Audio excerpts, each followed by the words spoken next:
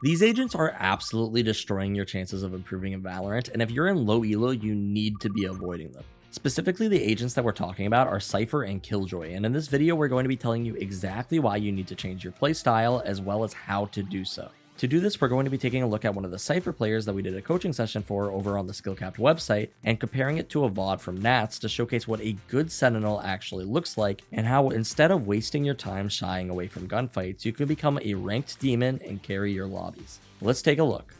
Today we're going to be focusing on why Sentinels like Killjoy and Cypher specifically are not the best agents for climbing in lower elos, and how their playstyle can kind of hold a lot of these lower elo players back, or so their perceived playstyle, I guess is the best way to put it.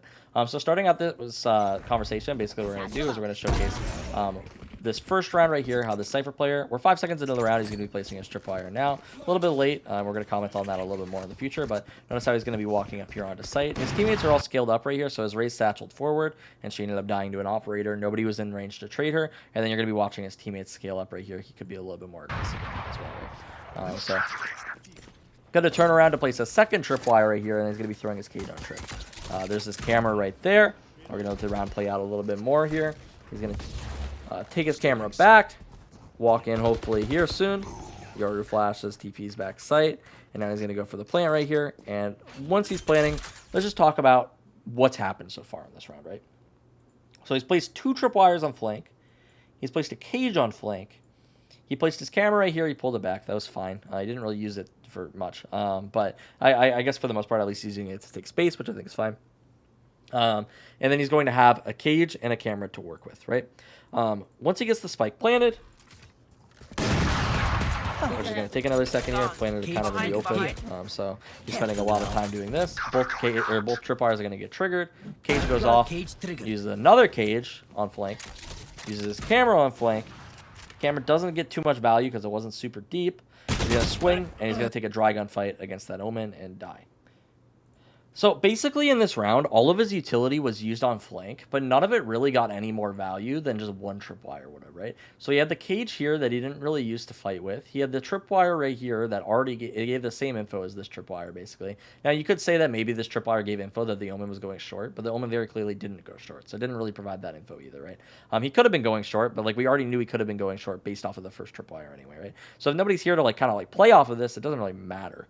So he basically triggered both tripwires and the cage was used, and we didn't get any value off of it, right?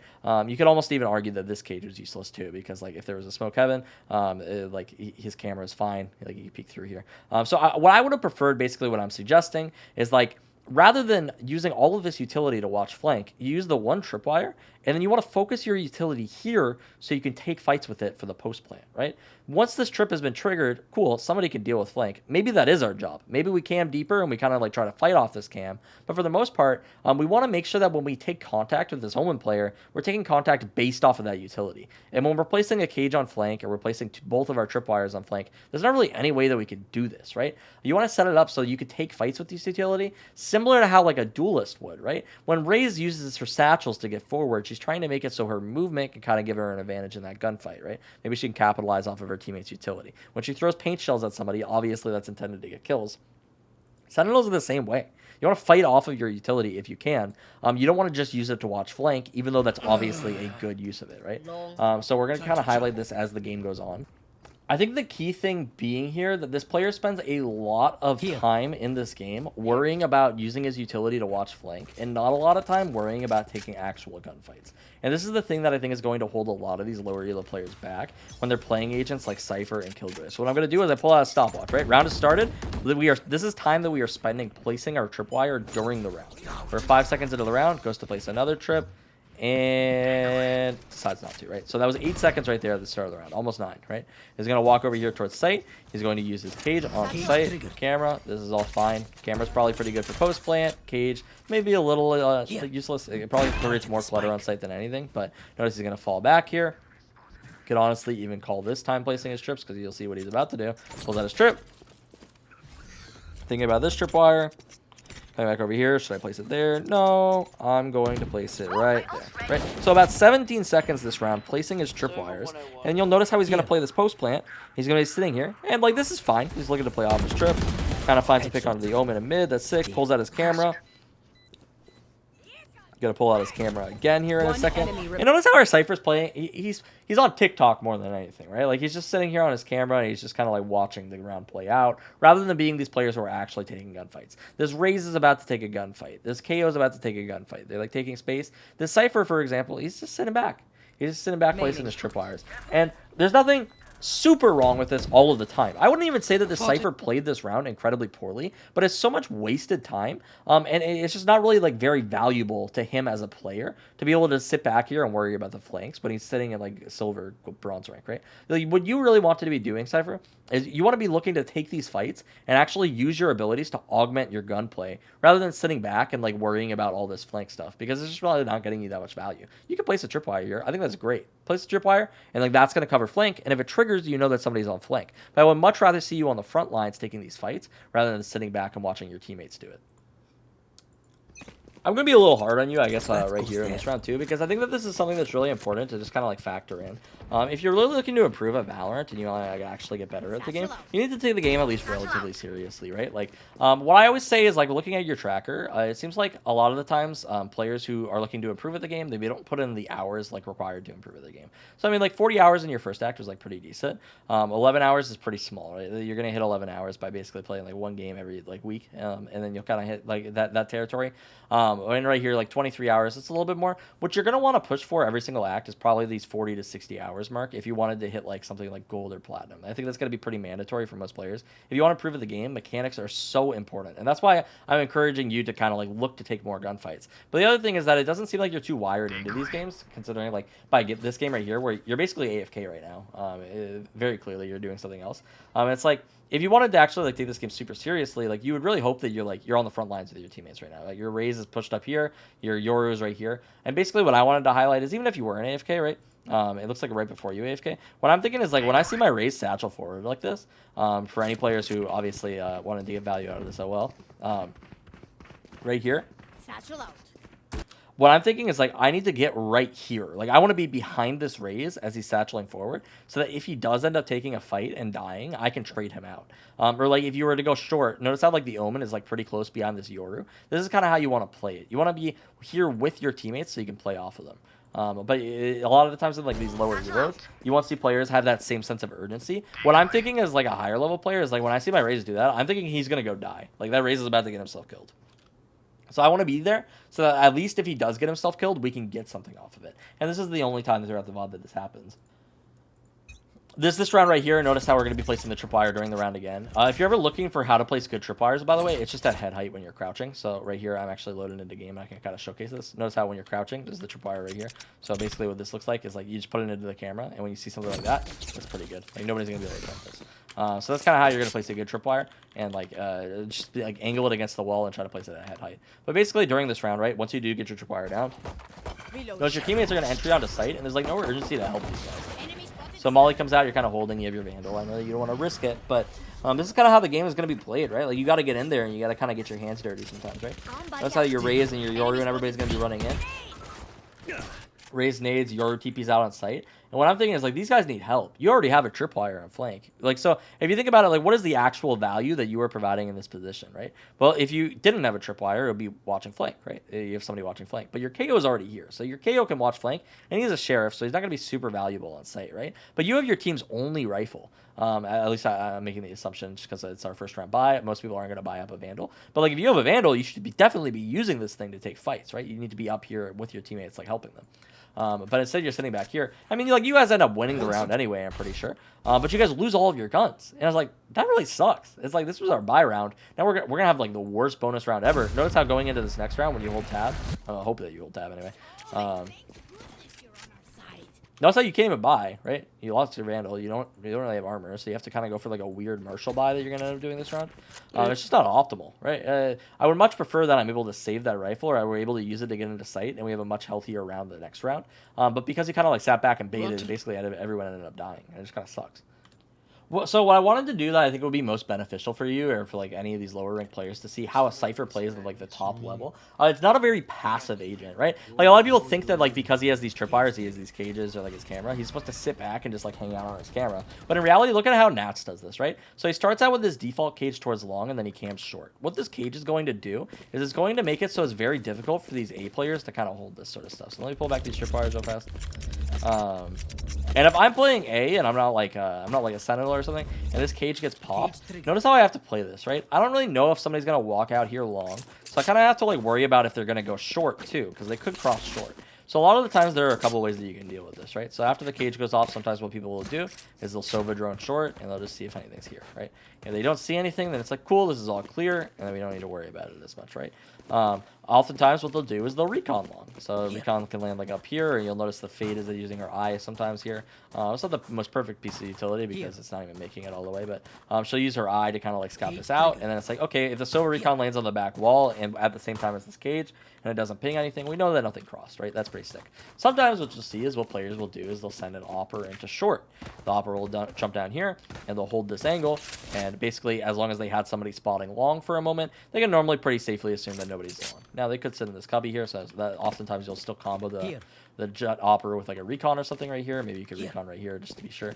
But like you're kind of seeing that there's a couple ways the players will have to deal with this cage, but none of them are really optimal. There's another way that I'll do if I just want to give up a site. Sometimes like we'll sit back here, you know, you can kind of just like watch and make sure nobody crosses in.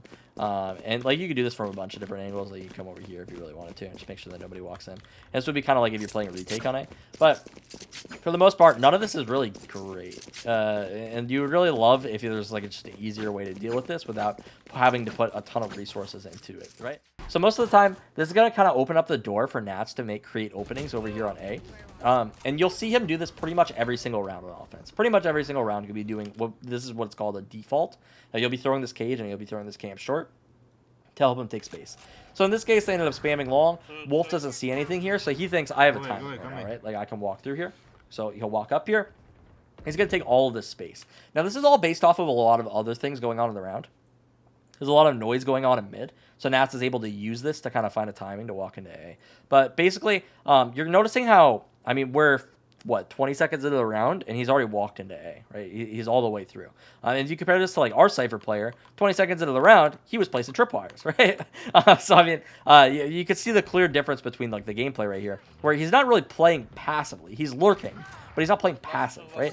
He's in sight, he's in their spawn, and we're 30 seconds into the round. Like, this is fairly aggressive as far as, like, Sentinels go, or lurks go, right? So he's all the way in here, and he's going to use this as, like, an opportunity. He's basically going to win the round, right? He has a tripwire in their spawn, he's going to swing off his Omen's blind, and he ends up picking up these kills, right? This is an awesome play from Nats, right? And he's going to be doing this for a lot of this half. So I'm going to showcase another round right here, okay?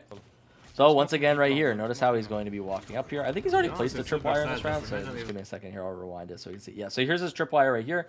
Tripwire is down, and he's going to be using this as cover for his teammates' flank. So if they do end up coming back A, basically, you have to think about what your tripwires do. So we'll even rewind this right here. Oh, looks like he has a tripwire C too, actually. So tripwire C, he's going to have this tripwire A. Notice where it is. So this helps if the teammates or if the enemies are flanking towards A. So it seems like Nats has the intention to kind of like lean towards A, and hopefully he could take A for his team with his lurk. And they're going to kind of like default towards mid, and he's going to create pressure, and then they're going to kind of play off of his lurk, right? And basically the reason you can kind of assess this is because if they flanked from A and they ended up coming through here, they could jump this, right? They can come here and they can go over it. So you kind of have to like think about it in that way, where if you wanted to place a trip for A, where if his teammates were kind of like worried about them pushing up A and flanking them, he would do it a lot deeper, and you'll actually see him do this in another one of these rounds, right? So he's going to be walking up here, and he's going to use the same cage, right? Same cage right here, uses the cam short. There's that fade eye I was talking about, doesn't end up scouting him out because he's playing close to this cage right here. But he's going to end up walking up with his camera. Notice how he kind of flashes it too. Like he's not just sitting here on his camera. He's flashing it so that he can take the space much more quickly. He doesn't need to know if they're going to walk up in the next 10 seconds, right? He just needs to know if they're there now, right? Because that's the threat that's posed to him. So he ends up breaking this turret, and this is basically off the pressure of his teammates in mid as well. He doesn't see anybody walked up because you can see from the tripwire there from C. So his team has a lot of space right now, basically. And with this turret, basically he's going to walk up. And notice how because he broke this turret, he knows that they're thinking about him, right? They didn't just forget about him. The turret got broken, so he's going to sit here. He's not just walking in like he did that other round. He's adapting his playstyle based off of what's going on in the round and what he's kind of already done, you know? So that he knows that they're conscious of the lurk, so he's just kind of chilling right now. He waits for his teammates to come over. They end up taking sight, and he's going to end up winning this 2v1, right? So this is pretty sick, right? We're going to show it another round. Here's going to be the round where he moves his tripwire, like I said, right? So he places that same tripwire, he uses the cage, it's going to be camming short right here, and he sees the jet. He tags the jet, he knows she's going to have to fall off the angle because she's tagged, so he's going to walk up behind her. Still flashing the camera just to see if she repeaks. Kind of walks back over here, and now that he knows that he probably has the space right here, he's going to back up and try to regroup with his team, right? This time, notice how he places that trip right there. We're going to rewind it again, and we'll just showcase where that trip is and what the purpose of it is, right? So what he wants to know is if somebody's going to re-aggress here and walk up. So he places the tripwire in a way where they cannot jump this trip from A, right? So he has this deep trip that he's going to pick up because now this trip no longer serves the purpose that it used to, right? So he's going to pick this trip up. And this is kind of how you do it. Notice how our Cypher player, he was juggling his trips, but it wasn't for much reason, right? But the way that Nats does it, it feels like it serves more of a purpose. He's going to walk back over here towards C, and basically as the round plays out, enemy jet is going to end up triggering his tripwire, and now he knows that he's flanked. So he's saying he's going to call a mid-round, and they're going to come back here, they're going to kill the jet, they're going to take A. That's going to be their goal, because they feel like she's over-aggressed, right? Nobody can really help her when she's all the way up here, and the camera sees that she has no left. So they know that she's here, right? So they're going to walk all the way back, and using this camera, they find the pick, they're going to walk into A site, and they're going to end up winning the round again, right? So like you're kind of seeing how he's adapting his play. He's doing the same default short every round, but he's kind of playing aggressively. He's working the map a little bit more, right? He's not afraid to take gunfights. He's just playing it slow, and he's using his utility to kind of augment how the round is played, right? He throws this cage long. He throws the cam short to scout for info. He has his tripwires right here to watch flank, right? He doesn't really think about them past them being placed, right? He does kind of move them around every now and then, but for the most part, he could probably get away with the same trip, right? Like if you just trip this at the start of the round, he would probably still find some value from it, right? So, I mean, like, you can kind of see how he's using his utility very differently than our Cypher was. I also wanted to showcase what happens when he goes with his team, though. It's not like he only lurks, right? He's capable of going with his team. So he does the same default. He places this same stuff. Notice the tripwire once again to make sure that they don't push up A, because he doesn't have intentions of going A. He just wants to know if they come through A, right? What he's going to do is he's going to regroup with his team C, and they're going to go hit C, because he's done this same default, like, 6-7 rounds in a row. They're going to be thinking, oh man, this guy's lurking, but then he's going to regroup with his team, and he's going to hit C. So he comes over here with his teammates. They're going to set up here right outside of the smoke. They're going to use their utility. And now Nats is going to actually make the entry here, despite the fact that he's been playing separate from his team, and he's playing like a Sentinel, right? Notice how he's the first one in. His Raze is going to satchel in right now, and she's coming in. But for the most part, he's the first one on site right now. He's the one peeking site. So notice how this is very different from our Cypher's playstyle, he seemed a little bit afraid. It seemed like he wanted to kind of watch flank and play back. And this is like the very clear difference between like a top Sentinel player and like a lower ELO Sentinel player, right? Nats isn't afraid to take gunfights. He's going to use his utility to help him take gunfights and make it a little bit easier. By the way, this is how you entry as a Cypher right here. Notice how he uses this cage aggressively to throw it forward, and then he's going to peek out with the Prowler. So the Prowler just cleared his left, and he's going to peek out to the left side. This isolates his right side, and it like even though the cage is used in the choke point, how you might think that like a defender might use a smoke, right? Notice how it's bleeding out, so it lets him isolate angles like this. It's actually advantageous. So this is like a cool way that you can kind of use this, right? This is how you entry on Cypher, basically. He peeks out, he just holds the angle for his teammates as they're coming in, and he only has a couple kills off of this, right? His teammates are in to excite, and they are ended up winning that round, right? There's another round where he does this that we could showcase. Here's another cool round where you're going to see Nat's entry, right? He's going to be throwing this cage long, and then he's going to be throwing his camera short. Cage long, camera short, exact same thing we've seen multiple rounds in a row, right? Picks up the camera because he doesn't need it short anymore. He still has his tripwire on flank. Notice this cage that he throws, by the way. There's a little thing about this cage that's really cool. When we come over here and I showcase this cage, notice how he doesn't have to worry about this corner when he throws this, because this cage, it's going to tag anybody playing here. It's going to make noise, right? So if somebody's playing in this corner, you notice he doesn't even need to clear it. The other thing that is there's like the Prowler coming through here. But I don't even think the Prowler even cleared this corner. He just doesn't have to worry about it because his cage cleared it, right? So here's the Prowler. I'm going to rewind it. You'll notice right here. Maybe. It's possible it cleared it. It doesn't look like it maybe did, but maybe it happened while he's walking through the smoke, right? But this cage makes it so he doesn't even need to worry about it, right? And now he's going to walk up here, waits for another Prowler. Prowler comes in. Omen Blind's going to come in. And this is like something that you would see from a duelist, right? Like if you're playing like a Phoenix or something like this, or like a Raze, and you're coming up short, this is kind of what it looks like, right? Like you follow up off the Prowler, here's the Omen Blind, he's going to swing the Killjoy off of the Omen Blind, and he gets the entry for his team, right? This is very aggressive, and you compare this to like our Cypher's gameplay, it doesn't look anything like this, right? He's sitting back, and he's basically getting the same value as a Cypher Tripwire, where Nats is making entries and he's making plays. And that's the key difference in why Sentinel players are oftentimes holding themselves back in lower elo, and I don't think that they're the best agents for these players. So that was mostly my case for offense for you. I don't think that it's going to be too beneficial to focus a ton on your defense. It's a lot of the same issues, right? Like you're going to be spending a lot of time during the actual round placing down your utility. So notice how right here we still have a tripwire and we have our camera for the pre-round, right? We haven't placed anything yet. So you spend a lot of time jumping up here looking for this camera. You did place a one-way cage, which is cool, but like notice how you're, again, struggling around this tripwire. We're 10 seconds into the round, 12 seconds, 13 seconds, and you still haven't placed your tripwire, right? You're still kind of looking. Again, this is what I was talking about. You're sitting on your cam right now. You could just flash it and see that nobody's here, and you could kind of make that same assumption, but now you're rotating over towards A. You're going to think about placing a tripwire B. This is actually the correct trip, by the way. This was the correct trip because basically you'd be worried about people lurking up here through B in this round, whereas like where you're going to end up placing a tripwire, really not that beneficial. This isn't super great. And it's like the key thing that we've been highlighting this entire mod is notice how much time you're spending thinking about your utility and stuff. You're thinking about where should I place my tripwire, and like where should I place this camera, and like is the flank covered? But in reality, it's like you could be using this utility to take gunfights or even just taking gunfights with your teammates, right? Like if you were up here, I prefer that you're doing this right now more so than just like sitting back and like waiting, you know? But for the most part, you need to think about also just like your role as a Sentinel on defense is to like cover space for your team. You already have 4 players here. It seemed like you guys were doing fine. What you could do is instead you place that tripwire there. You have your camera on C. You hang out in garage. Look at that. The whole map is covered, right? And this is kind of what the defense is going to look like a lot of the times for Sentinels. So that you're just going to spread your utility out and cover as much of the map as you possibly can.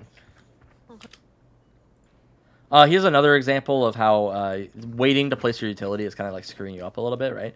So notice how you place the camera at the start of the round. You're going to be running over towards A. You're thinking about where you should place this tripwire again. I have no idea what your Raze is doing. But you have your camera on site at the very least, so at least you got that one down, right? But you're going to end up walking over here, and because you placed so long to place this tripwire, you're also going to use your cage to go and place it, right? So use your cage to make it safe, which I understand. I think that's a good use for, like, if you really need a tripwire down, I kind of get it. But then you use the tripwire, it's going to get shot right away because it's so late in the round, right? You can place this tripwire before the round starts, and then you don't even need to use the cage. You would have 2 abilities still active, but now you are out of utility for the round because you waited so long to do this, right? So you need to be focusing on placing your tripwires during the early round. I think that like it doesn't even make sense to focus on a lot of your defense stuff right now because like you're spending half the round doing this. You're not even playing optimally at this point, right? So what you really need to do, my advice for this player would be to focus on placing your trips before the round starts. The exception to this is if you're going to be using one for post plant. So like we said on the offense, you can use one trip on flank and then you could save the other trip to use it on site over here, right? So you can use it for spawn. Same thing on C. You can use one trip for flank, maybe right here, like the one that we talked about, right? And then you can use your other one in garage or something, right?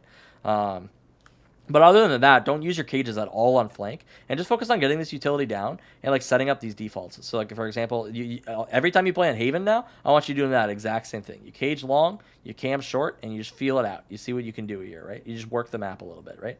I think that's going to be a great way for you to kind of like learn how to play these agents on these different maps. If you really wanted to go the extra mile, I think that you're pretty low rank for this. It doesn't really, I don't really think that it's worth putting in this much homework. But if you really wanted to learn how to play Cypher on these different maps, what I would do is I would just watch some pro gameplay. Go onto Lotus and see how people play Cypher on Lotus. Go onto like Bind, and like there's different ways that you can do this. By the way, it's really easy. Just go onto YouTube and you can type in like Cypher Pearl gameplay, and what's going to come up. And notice how these channels like here, like Valorant Daily is pretty decent. There's other ones right here. Let me see if I can find anything.